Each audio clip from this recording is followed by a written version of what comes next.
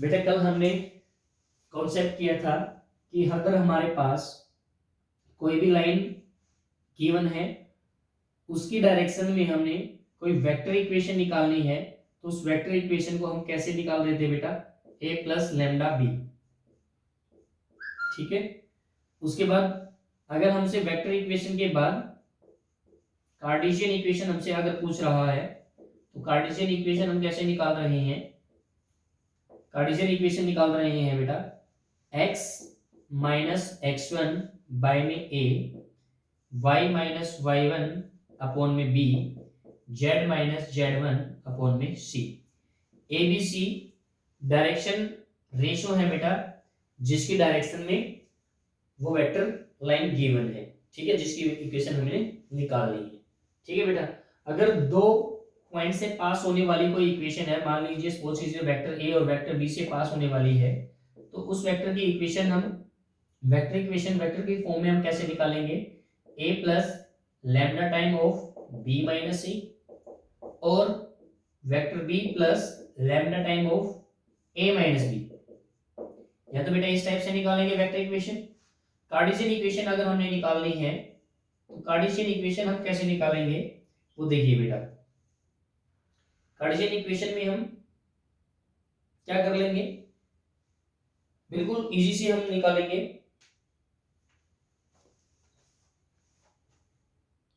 कैसे भाई, x minus x one, x minus x one, x two minus x one, y minus y one, y two minus y one, z minus z one, z two minus z one. अगर बेटा कोई भी दो vector से vector line से हमारा दो vector point से हमारे पास हो गया, अगर कोई लाइन जा रही है उसकी कार्टेशियन इक्वेशन निकालनी है, तो बेटा इस फॉर्म में निकालेंगे। वेक्टर इक्वेशन निकालनी है तो बेटा इस फॉर्म में निकालेंगे। अगर हमारे पास दो लाइन दे रखी है, मान लीजिए सपोज कर लीजिए R1 और R2, ये कोई दो लाइन है हमारे पास, A1 plus lambda time of B1 ये, और बेटा यहाँ पे है A2 plus lambda time, lambda के अलावा दूसरा कोई कांस्टेंट ले लेंगे म्यू B2। अगर इन दोनों लाइन के बीच में हमें कोस थीटा निकालना हो, यानी एंगल निकालना हो दो लाइन के बीच में, वो एंगल कैसे निकलेगा, वो निकलेगा B1 इंटू B2। ठीक है, डिवाइड में B1 का मैग्नीट्यूड इंटू B2 का मैग्नीट्यूड। B1 B2 पता ही है, B1 direction of the first line and B2 direction of the second line, उन दोनों की डायरेक्शन के बीच में ही तो हमें एंगल मिलेगा। तो बेटा कोस थीटा निकालना है तो बेटा इस टाइप से निकालेंगे, अदरवाइज हमें हमारा ये टॉपिक तो डिडक्टेड ही है। दो लाइन के बीच में एंगल, लाइन और प्लेन के बीच में एंगल, और बेटा दो प्लेन के बीच में जो एंगल था वो वाला कॉन्सेप्ट हमारा डिलीट हो गया। फिर भी आप बेटा इसके फॉर्मूले को ध्यान रखना, हो सकता है हमें 1 मार्क्स में ये क्वेश्चंस पूछ भी दे। ठीक है, नेक्स्ट जो हम टॉपिक करने वाले थे आज, shortest distance between two line. दो लाइन के बीच में शॉर्टेस्ट डिस्टेंस हम कैसे निकालते हैं। अब कोई भी अगर आपके पास लाइन है, या तो वो वेक्टर फॉर्म में होगी या फिर आपके पास कार्टेशियन फॉर्म में होगी। अगर इन फॉर्म में आपके पास वो लाइन है और उनके बीच में हमने डिस्टेंस निकालनी है, सपोज कीजिए आपके पास वेक्टर वेक्टर क्या गिवन है, हमें वेक्टर लाइन गिवन है R1 is equal to A1 plus lambda time of B1। ठीक है, नेक्स्ट जो आपको गिवन है, नेक्स्ट क्या गिवन है, A2 plus lambda time of B2। ये आपके पास अगर गिवन है, तो बेटा उनके बीच की जो शॉर्टेस्ट डिस्टेंस है वो हम कैसे निकालेंगे, वो देखिए। शॉर्टेस्ट डिस्टेंस को हमने D से रिप्रेजेंट किया है, और D से रिप्रेजेंट करने के बाद B1 cross product with B2, ये हमारा कोई वेक्टर फॉर्म आएगा, into A2 minus A1, A2 और A1 दोनों वेक्टर जो निकल आएंगे उनका डॉट प्रोडक्ट, और डिवाइड में बेटा क्या आएगा, B1 इंटू B2 का जो डॉट क्रॉस प्रोडक्ट आया था उसका मैग्नीट्यूड। तो ये आपके पास क्या आ जाएगा बेटा, ये आपके पास डिस्टेंस बिटवीन टू लाइन आ जाएगा। ठीक है, अगर डिस्टेंस बिटवीन टू लाइन, अगर कार्टेशियन फॉर्म में हमारे पास अगर लाइन है, तो कार्टेशियन फॉर्म में अगर आपके पास लाइन है तो क्या लाइन हो क्या होगी, इस टाइप से फॉर्म होगा, यहाँ पे y आ जाएगा, y minus y one upon में यहाँ पे कितना हो जाएगा b1, और z माइनस z1 अपॉन में c1। नेक्स्ट क्या होगा हमारे पास, ये लाइन 1 है और लाइन 2 क्या हो जाएगी, लाइन 2 आपके पास गिवन है x माइनस x2 अपॉन में a2, y minus y2 upon में b2, z minus z2 upon में c2। बेटा अगर वेक्टर फॉर्म है तो आपके पास लाइन इस टाइप से मिलेगी, अगर कार्टेशियन फॉर्म है तो बेटा लाइन आपको इस टाइप से मिलेगी। अगर आपके पास वेक्टर फॉर्म है तो डिस्टेंस निकालने का फॉर्मूला आपका ये रहेगा दोनों के बीच। अगर ये वाली फॉर्म है तो डिस्टेंस निकालने का फॉर्मूला बेटा क्या हो जाएगा, डिस्टेंस निकालने का फॉर्मूला आपको गिवन है x2 minus x1, y2 minus y1, z2 minus z1। ठीक है, एक तो ये हो गया। यहाँ पे है a1, a2, b1, b2, c1, c2। ठीक है, और बेटा ये निकालने के बाद आपको क्या करना है, नीचे b1 c2 minus b2 c1 इसका square, plus c1 a2 minus c2 a1 इसका स्केयर, और बेटा a1 b2 a2 b1 इसका स्केयर। समझ गए बेटा, या तो बेटा आपको इस मेथड से निकालना है अगर कार्टेशियन है तो, या फिर इस मेथड से। एक और मेथड हो सकता है बेटा, सबसे पहले आप कार्टेशियन को वेक्टर फॉर्म बना लो, वेक्टर फॉर्म बनाने के बाद बेटा आप डायरेक्ट इस फॉर्मूले से भी आप इसको कर सकते हो। देखिए हम यूज करेंगे बेटा आपको। ठीक है, अगर आपके पास दो पैरेलल लाइन है, अगर आपके पास दो पैरेलल लाइन है तो बेटा पैरेलल लाइन में क्या होगा, डायरेक्शन सेम होगी, डायरेक्शन सेम होगी तो क्या होगा, आपके पास लाइनें किस फॉर्म में होंगी, a प्लस लैम्डा बी, और दूसरी जो लाइन होगी वो क्या होगी, दूसरी जो लाइन होगी वो होगी a2 प्लस म्यू बी। इनका बेटा ये वाला सेम होगा। अगर ये वाला सेम होगा तो बेटा इसके इन दोनों के बीच में डिस्टेंस निकालने का फॉर्मूला क्या रहेगा, इनके बीच डिस्टेंस निकालने का फॉर्मूला रहेगा, बहुत ही इंपॉर्टेंट टॉपिक है बेटा distance, b cross product, b का क्रॉस प्रोडक्ट निकल जाएगा बेटा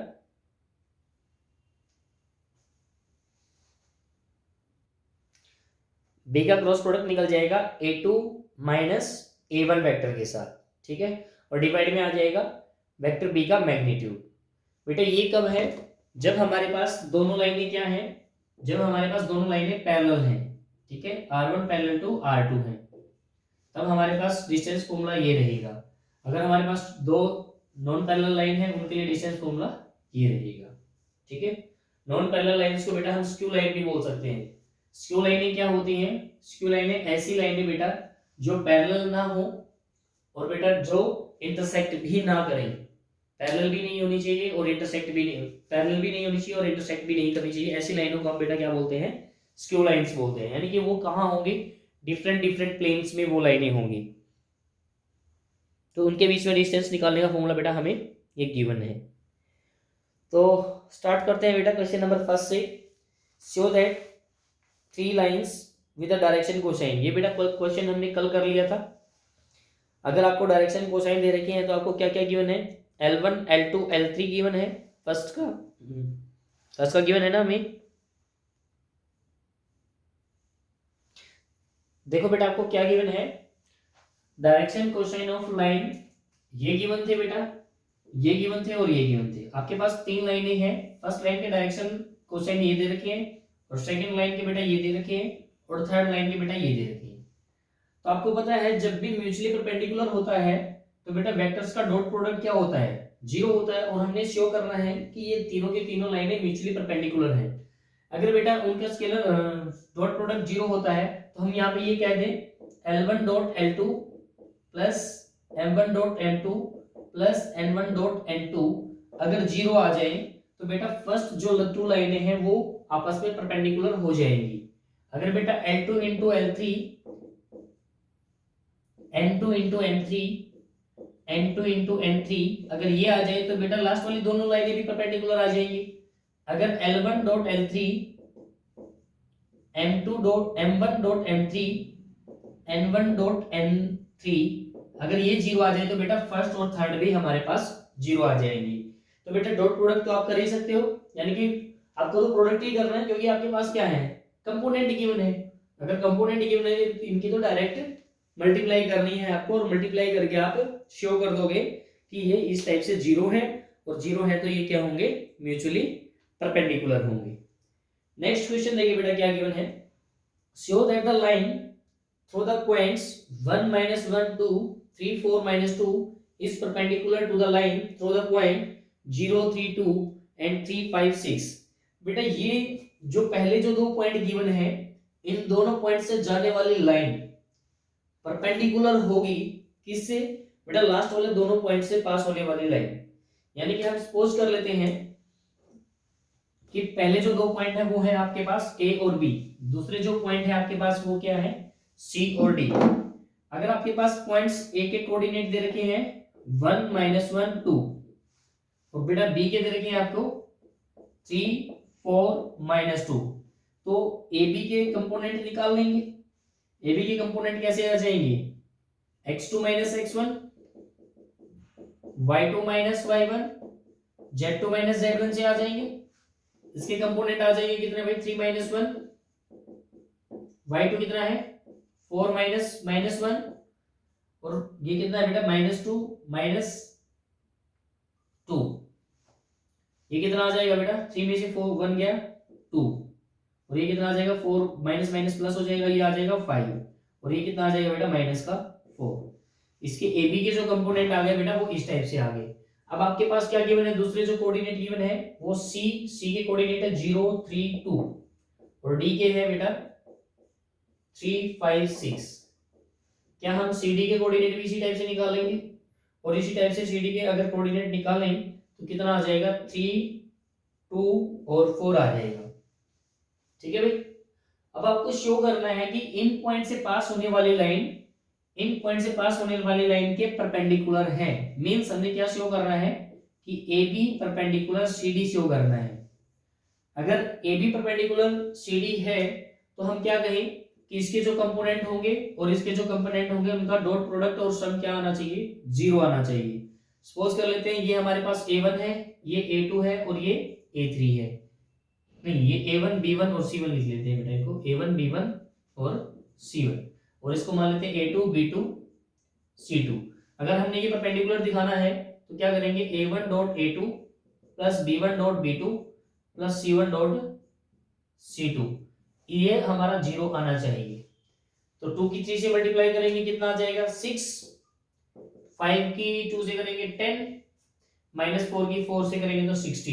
तो बेटा ये जीरो आ रहा है, तो हम कह सकते हैं कि ए बी और सी डी जो है वो क्या है, परपेंडिकुलर है। ठीक है बेटा, नेक्स्ट क्वेश्चन देखिए क्या कहा है इन्होंने, show that the line passing through the points is parallel to the through the points. इसी टाइप से क्वेश्चन गिवन है, दो पॉइंट ये दे रखे हैं, दो पॉइंट ये दे रखे हैं। अगर परपेंडिकुलर है तो बेटा हमने डॉट प्रोडक्ट को जीरो दिखाना है, अगर परपेंडिकुलर नहीं है पैरेलल है तो हमें क्या दिखाना है, ए बी के जो कंपोनेंट आएंगे वो lambda time of C D आएंगे। मींस क्या कहें हम, a1 upon a2 b1 upon b2 is equal to c1 upon c2। अगर सेम रेशो आ जाए तो हम क्या कह देंगे, दोनों के दोनों दो लाइनों पॉइंटों से पास होने वाली जो लाइन है वो क्या है, पैरेलल है। ठीक है बेटा, थर्ड क्वेश्चन भी हो जाएगा।